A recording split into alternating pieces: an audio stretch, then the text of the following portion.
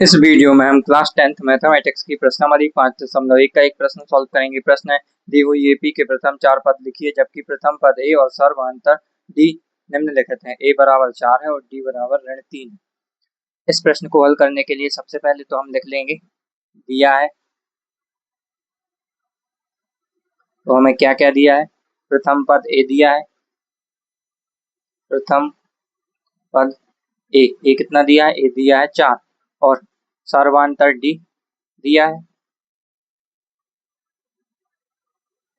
D कितना दिया है, डी दिया है ऋण 3। अब हमें इसकी एपी के प्रथम चार पद निकालने हैं, तो प्रथम पद तो दिया है, अब इसका दूसरा पद निकालेंगे। दूसरा पद इसको हम A2 लिख देते हैं। ये कैसे निकलेगा, प्रथम पद में हम सर्वांतर जोड़ देते हैं यानी A प्लस टी। तो A कितना था, A 4 है और ये प्लस और सर्वांतर ऋण 3 है, तो ये 4 ऋण 3 हो जाएगा और 4 में से 3 को घटाएंगे तो 1 मिलेगा, यानी इसका दूसरा पद 1 आ गया। अब तीसरा पद निकालते हैं। तीसरा पद इसको A3 लिख देते हैं। ये कैसे निकलेगा, दूसरे पद में यानी A2 में हम सर्वांतर जोड़ देते हैं तो हमें तीसरा पद मिल जाएगा। अब A2 कितना हमने 1 निकाला था प्लस D यानी ऋण 3।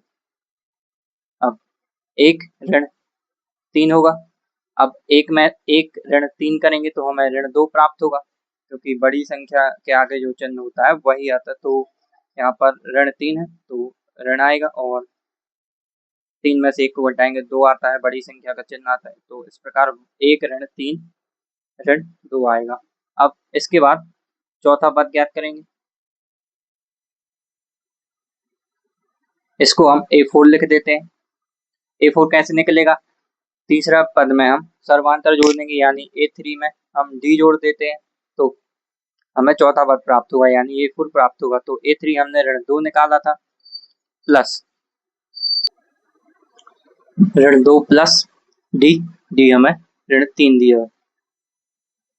ये ऋण 2 और ये ऋण 3, ऋण 2 और ऋण 3 कितना होता है, ये ऋण 5 होगा।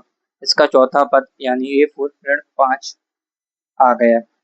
इसका पहला पद हमें 4 दिया था, दूसरा पद हमने 1 निकाला था, तीसरा पद ऋण 2 निकाला था और चौथा पद ऋण 5 निकाला। अब इसको हमने उत्तर में लिख दिया। एपी के प्रथम चार पद 4, 1, ऋण 2, ऋण 5 हैं।